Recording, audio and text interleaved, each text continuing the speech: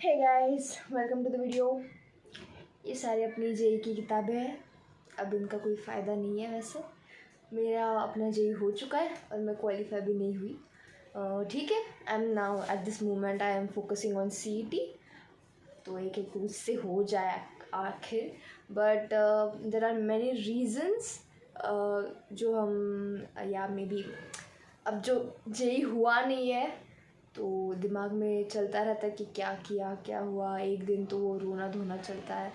तो फिर मैं भी अपने ऐसे सोच रही थी। तो एक रीज़न या मे बी एक गिल्ट मुझे ऐसे ही जस्ट सडनली स्ट्राइक हुआ था। बहुत सारे रीज़न में से एक रीज़न मुझे ये भी लगा था कि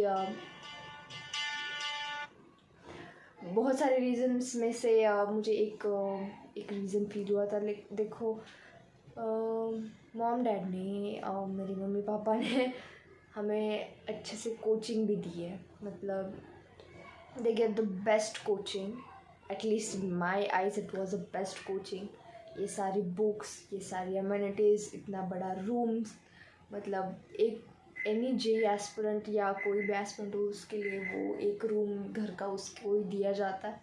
टीवी भी बंद रखते हैं स्पेशली घर वाले, और बहुत सारी अमेनिटीज़ भी प्रोवाइड करते हैं। और मतलब जो ट्यूशन में जाने आने का जो रास्ता है उसके लिए भी, जो अगर ऊबर से जाना है तो ऊबर से, बस से जाना है तो बस से, या तो कुछ तो पेरेंट्स खुद छोड़ते हैं। मेरे भी पापा ने खुद मुझे पहले के कुछ दिन खुद मुझे छोड़ा था। तो मैं एक सोच रही थी यार, इतनी सारी अम्यूनिटीज़ मिलने के बाद भी मेरा क्लियर नहीं हुआ। मतलब I didn't give my best. और देर आर सम चिल्ड्रंस जिनके पास ऐसी कुछ अम्यूनिटीज़ भी नहीं है but still they do it. And ये कभी कभी मुझे ऐसा लगा यार, maybe I am not worth it, कि इतनी सारी चीज़ें मिलने के बाद भी मेरा क्लियर नहीं हुआ।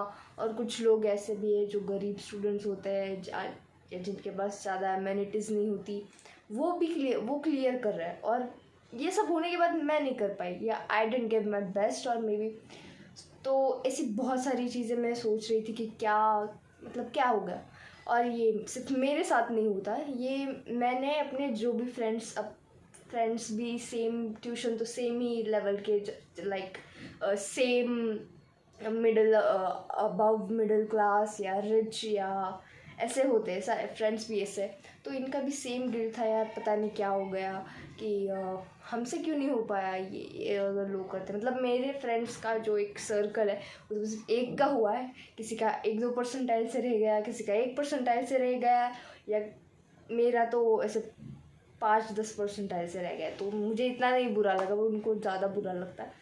पर ठीक है, मैं अभी सीईटी का अच्छा चल रहा है मेरा। तो ये मैं सोच रही थी कि यार ये सब मिलने के बाद भी मेरा नहीं हुआ, और जिनके पास ये कंपैरिजन, ये तो सोसाइटी में भी चलता रहता है कि किसी गरीब का अगर हो जाता है तो उसे बहुत ऐसे न्यूज़ में ऐसे ऊपर लाते हैं, और अगर किसी ऐसे का हो जाता है तो फिर मतलब लेते हैं उसे भी, बट इतना जो हाइप करते हैं ना न्यूज़ चैनल्स में, वो उतना नहीं होता। तो मैं सोच रही थी कि ये मिलने के बाद क्या, ये क्यों नहीं, वो क्यों नहीं। तो सडनली मुझे एक रीज़न रियलाइज़ हुआ कि मैं पढ़ाई करना चाहती हूँ या नहीं, वो मुझ पे डिपेंड करता है, मेरे रीज़न पे डिपेंड करता है, और मेरी डिज़ायर पे डिपेंड करता है कि मैं उस चीज़ के लिए क्यों पढ़ रही हूँ। और रीज़न्स बहुत सारे अलग अलग हो सकते हैं। किसी के क्या रीज़न, मतलब सबके, बहुत लोगों के अलग अलग रीज़न होते हैं, सबके मोटिवेशन लेवल भी अलग होते हैं। किसी को पैसे का मोटिवेशन होता है, किसी को रैंक का मोटिवेशन होता है, किसी को कॉलेज का मोटिवेशन होता है, किसी को जॉब का मोटिवेशन होता है, किसी को रिस्पेक्ट का मोटिवेशन होता है। ये अलग अलग चीज़ें होती है। और but the thing is, reason सबका अलग है, राइट। तो फिर ये एम्यूनिटीज़ से क्या फ़र्क पड़ता है, लाइक अब मिल रही है अम्यूनिटीज़ तो ठीक है, but the thing that is much important in doing any thing, और ये सिर्फ जेई के लिए नहीं, कोई भी चीज़ हो, अगर आपको उसे हासिल करना है, उसे क्रैक करना है, the thing I found the most important is reason. आप वो काम कर रहे हो उसके लिए आपका रीज़न स्ट्रॉन्ग होना चाहिए। आपके रिसोर्सेस भले ही कम ज़्यादा हो, बट वो चीज़ आप जिसके लिए कर रहे हो, वो चीज़ अगर आपको सबसे ज़्यादा चाहिए, वो रीज़न, तो फिर आप कैसे भी करके करोगे। And that's also the reason जो आपको दिखते हैं, जो पुअर पीपल या गरीब और थोड़े अबव क्लास और जो सब टाइप के लोग होते हैं आईआईटी में, तो जो करने वाले होते हैं उनका रीज़न स्ट्रॉन्ग होता है कि वो क्यों कर रहे हैं। ये रीज़न कहीं नहीं होता कि उनके पास एमिनिटीज़ कम थी, उन्हें कुछ को प्रूव करना था, नहीं, रीज़न क्यों कर रहे हो इस एग्ज़ाम को क्लियर। कॉलेज चाहिए, जॉब चाहिए या पैसे चाहिए। अब ये रीज़न तो सबके पास होते हैं, बट हर किसी ना किसी का कोई पर्सनल रीज़न होता है, और जब वो पर्सनल रीज़न मिल जाता है उसके बाद अच्छे से पढ़ाई स्टार्ट होती है। ये मैंने खुद रियलाइज़ किया है, मेरे कुछ फ्रेंड्स ने भी रियलाइज़ किया है, क्योंकि मेरा भाई पहले वही मोटिवेशन था, आईआईटी में जाएंगे, जॉब मिलेगा, पैसे मिलेंगे, लाइफ सेट हो जाएगी, शादी भी अच्छी हो जाएगी एंड ऑल दैट। मतलब वही जो हाइप करके रखा है सोशल मीडिया पे वही था। बट ये सारी बहुत ऐसे आलतू फालतू चीज़ें लग रही थी, क्योंकि देखो अब मैं अपना ऐश्वर्य नहीं बताना चाहती, बट मैं बता देती हूँ, चलो ठीक है। मेरा घर अच्छा है, मेरे घर का सबसे बड़ा रूम मेरा है, घर में ज़्यादा भी सबसे मेरी चलती है, और बचपन से ही मतलब कुछ चाहिए तो ज़बान से शब्द ज़मीन पे गिरने से पहले जो चाहिए वो आ जाता है हाथ में। तो बचपन से बहुत लाड़ प्यार से ऐसे पाल के रखा है मुझे, आई एम वट मतलब, और वो ज़िद भी आ जाती है, फिर जो चाहिए फिर वो चाहिए, क्योंकि सब कुछ मिलता है ना, ये भी मिलता है, ये लैपटॉप मिल गया, ये मोबाइल मिल गया, ये हेडफोन मिल गया, ये खाने, अगर खाने को कुछ अच्छा चाहिए मुझे तो मैं फ़ोन कर दी पापा से ये लेके आओ, वो भी ले आते। तो फिर ये ऐसे सब कुछ मिलता है ना जब, तब मैंने सोचा कि अब ये सब पहले से ही है तो पैसे का मोटिवेशन कहाँ से आएगा। पैसे का मोटिवेशन तो उन लोगों को चाहिए होगा जिनके पास पैसे कम है, उनको एक्चुअली दिखेगा कि पैसे ना होने पे क्या करना पड़ता है। अब हम सोशल मीडिया पे कितना भी देख रहे हैं गरीबी, वो जब तक हम खुद फेस नहीं करते तब तक उसका मोटिवेशन हम नहीं ले सकते। तो पैसे का मोटिवेशन तो मेरे कुछ काम का नहीं रहा। तो फिर नेक्स्ट थिंग वो रिस्पेक्ट। अब ये रिस्पेक्ट तो बहुत हाइप चीज़ है कि देखते हैं, अब एक टाइम के बाद मुझे पता चला कि हम कितना भी कुछ भी कर लेना फिर भी लोग उनके नज़र से हमें देखने वाले हैं। रिस्पेक्ट हमें जो चाहिए वो कभी नहीं मिलने वाला। ज़्यादा से ज़्यादा हम खुश तभी रहते हैं जब हम अपना काम खुद अपने खुशी के लिए कर रहे हैं। किसी को रिस्पेक्ट दिलाने के लिए जब कोई काम करते ना, 10th स्टैंडर्ड में ये कांड किया रखा है मैंने, बहुत सारे मार्क्स मुझे लगा कि रिस्पेक्ट मिल जाएगा, बट इतना रिस्पेक्ट वो नहीं होता। 10th स्टैंडर्ड का अलग था, छोड़ो वो भी है, बट पॉइंट वही है कि रिस्पेक्ट चाहिए, वो भी नहीं उतना हाइप रहता, मतलब मेरे केस में तो नहीं रहा। और क्या रीज़न होते हैं, पैसा, कॉलेज। अब कॉलेज में ये भी है कि कॉलेज में कोई से भी जाओ फिर भी हो ही जाता है, वो आईआईटीज़ का वो एक फेस्ट, वो कल्चर, वो ये सब देख के अब ये होता है कि देखो अगर एंड गोल ये है तो फिर अभी मज़ा नहीं आ रहा क्या। अगर मतलब ये हम देखते हैं कि आईआईटीज़ में बहुत सारी मज़ा मस्ती होती है, वो फेस्ट, फिर वो क्लासरूम्स, और फिर वो क्या बोलते हैं उसको, क्लब्स, ड्रामेटिक्स क्लब या कुछ ऐसे रोबोटिक्स क्लब्स, ऐसे क्लब्स होते हैं। फिर मतलब वो देख के हम खुद कभी कभार मोटिवेशन ले लेते कि अगर अच्छी पढ़ाई की तो यहाँ पे जाने मिलेगा, बट हम इस चीज़ में हम खुद की हैप्पीनेस को पोस्टपोन कर रहे हैं। लाइक ये मिलने के बाद मुझे हैप्पीनेस मिलने वाली है, इसका मतलब ये कि मैं अभी खुश नहीं हूँ, यही हुआ ना। एक्चुअली वही रीज़न होता है। तो हम ऐसे सोचते कि चलो अभी तो ठीक है पढ़ लेंगे बाद में खुशी मिलने वाली है। जब हमें अपनी खुशी को पोस्टपोन करना पड़ता है ना, that it is the reason कि आपको आपका काम पसंद नहीं आ रहा। और किसी भी काम को पूरी तरह से करने के लिए वो काम को ही एंजॉय करना पड़ता है। अगर एंड गोल तक देखते रहोगे ना तो नहीं मिलता। ये मैंने खुद भी रियलाइज़ किया है, क्योंकि जेई फर्स्ट अटेम्प्ट के टाइम पे मैं बहुत सोचती थी कॉलेज के बारे में, ब्रांच के बारे में, और पता था कि प्रिपरेशन उस लेवल की नहीं हुई है। बट अगर वो 1 महीना पढ़ लेती ना तो शायद हो भी जाता। पर वो जो थॉट रहता है ना कि ये डर, और फिर माँ बाप के साथ ऐसे थोड़े से क्लैशेस होने लगते हैं कि मुझे ये चाहिए वो चाहिए, बट उनका रहता है कि पढ़ लो, थोड़ा सा भी मत देखो इसके बारे में, मत सोचो, बट वो हमारे दिमाग को ही नहीं जाता है। बट तो मैंने अपनी बड़ी बहन को बुला लिया, भाई तू आ जा, मुझसे हैंडल नहीं हो रहा है, तूने देख रखा है तेरा मतलब वो तो मेडिकल का है बट कॉम्पिटिटिव एग्ज़ाम देख रखा है, मुझे गाइडेंस चाहिए। वो आने के बाद उसने मुझे कूल डाउन करके पढ़ाई के लिए बैठा दिया, तो उसके बाद मैं कूल डाउन हो गई।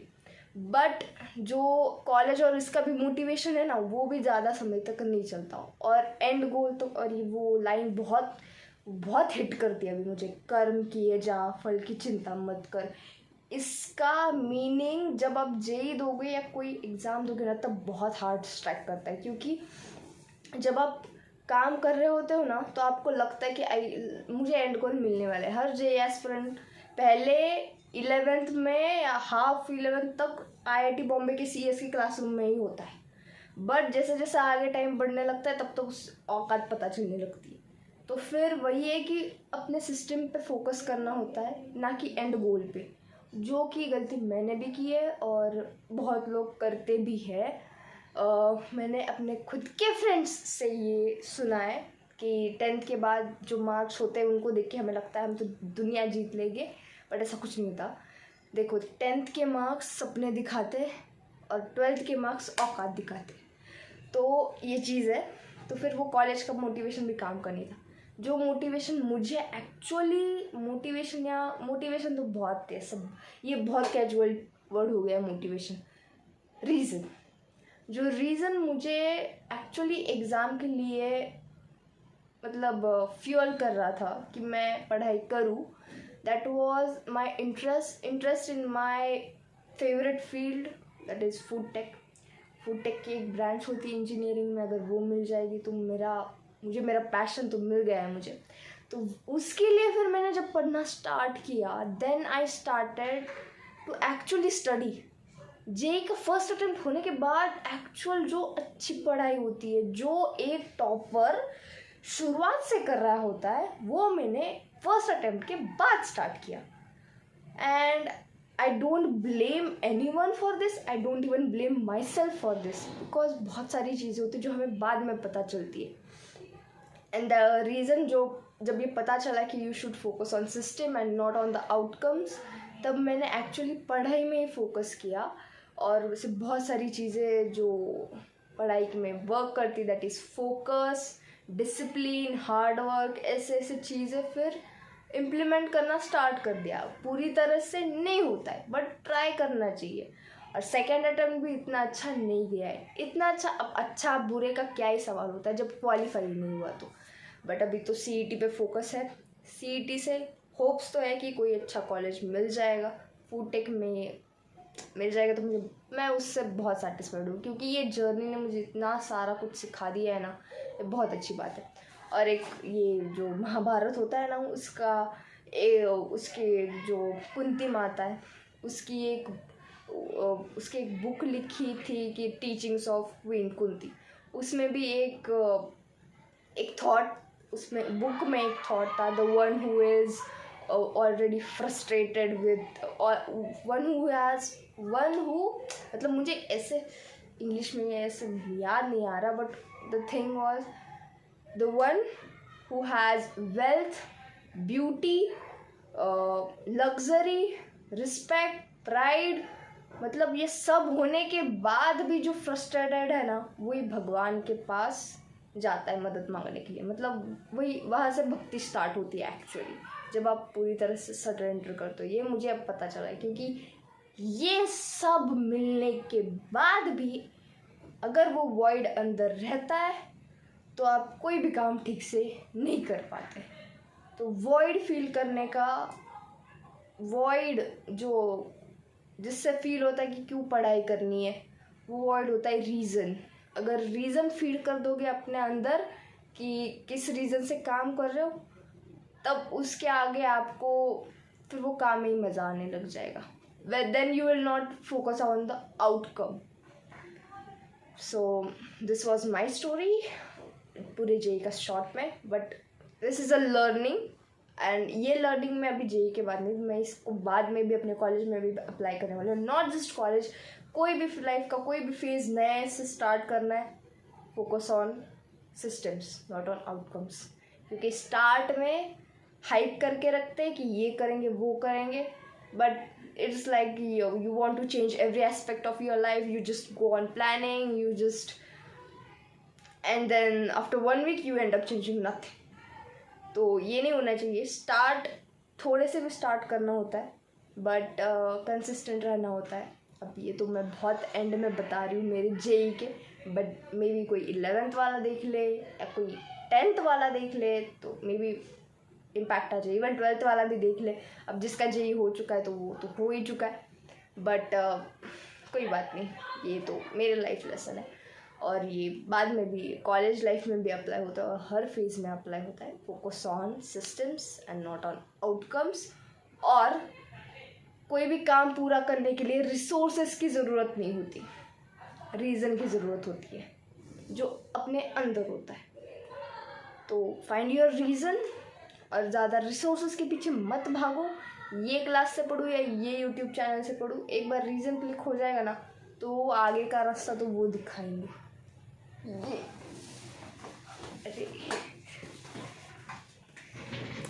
ये दिखाएंगे। ये मेरे कृष्ण जी है, मैंने इनको यहाँ पे बैठाया रखा है। Okay, so thanks for watching, bye bye.